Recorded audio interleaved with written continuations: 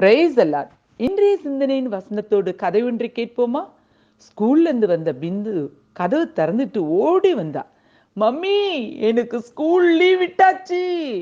Mummy, உங்களுக்கு தெரியுமா, எனக்கு 60 days லீவ் மம்மி, ரொம்ப ஜாலியா இருக்கு அப்படின்னு சொன்னா. இதை கேட்டு அம்மாவுக்கு தலையே சுத்திக்கிட்டு வந்துருச்சு. என்னது, 2 மாசம் லீவா? அச்சோச்சோ, 2 மாசம் உன்னை வச்சு எப்படி நான் பார்த்துக்குவேன் அப்படின்னு புலம்ப ஆரம்பிச்சிட்டாங்க. இதை பார்த்த பிந்துக்கு சங்கடமா போச்சு.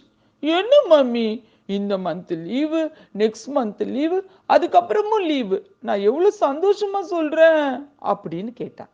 பதிலுக்கு பிந்து அம்மா, 2 மாசம் லீவ் வேணும் உனக்கு சந்தோஷம்டி, உன்னை நான்ல வச்சு பார்த்துக்கணும், இதெல்லாம் வேலை காக்காது, நீ பாட்டி வீட்டுக்கு போ அப்படின்னு சொன்னாங்க. பிந்து உடனே, மம்மி, இதுதான் மம்மி எனக்கு வேணும், நான் பாட்டி வீட்டுக்கு தான் போக ஆசைப்படுறேன். மம்மி, என்ன இன்னைக்கு அனுப்பிடுறீங்களா, நாளைக்கு அனுப்பி வைக்கிறீங்களா அப்படின்னு ஆசையா கேட்டா. பதிலுக்கு அம்மா, என்னடி, பாட்டி வீடு நான் பக்கத்துலயா இருக்கு, நான் வர வேணா, உன்னை கூட்டிட்டு போய் விடணுமே அப்படின்னு புலம்புனாங்க. பிந்துக்கு ரொம்ப சங்கடமா போச்சு.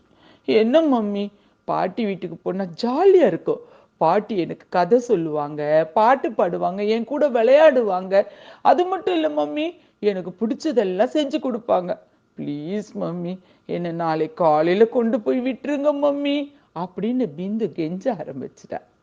ஆமாங்க, நம்ம கூட நமக்கு பிடிச்சமானவங்க, நம்ம இதயத்துக்கு ஏத்த மாதிரி நடக்கிறவங்க கூட இருக்கிறதுக்கு எவ்வளவு ஆசைப்படுறோம்ல. வேதம் என்ன சொல்லுதுன்னு பார்க்கலாமா? லூக்கா 16:15. தேவனோ உங்கள் இருதயங்களை அறிந்திருக்கிறார். ஆமாங்க, அவர் உங்க இருதயத்தை அறிந்திருக்கிறார். அப்படின்னா உங்க இருதயத்துல இருக்கிற விண்ணப்பங்கள், உங்க ஆசைகள், சின்ன சின்னதா உங்களுக்கு ஆசை இருக்கு பாருங்க, அது மட்டும் இல்ல, பெரிய கனவுகள், இது எல்லாத்தையும் அவர் அறிந்திருக்கிறார். அறிந்தவர் அறிந்த வண்ணமா விட மாட்டாருங்க, நிச்சயமா உங்களுக்கு அதையெல்லாம் செய்வார். அப்புறம் ஏன் கவலையா இருக்கீங்க? சந்தோஷமா இருங்க. God bless you all.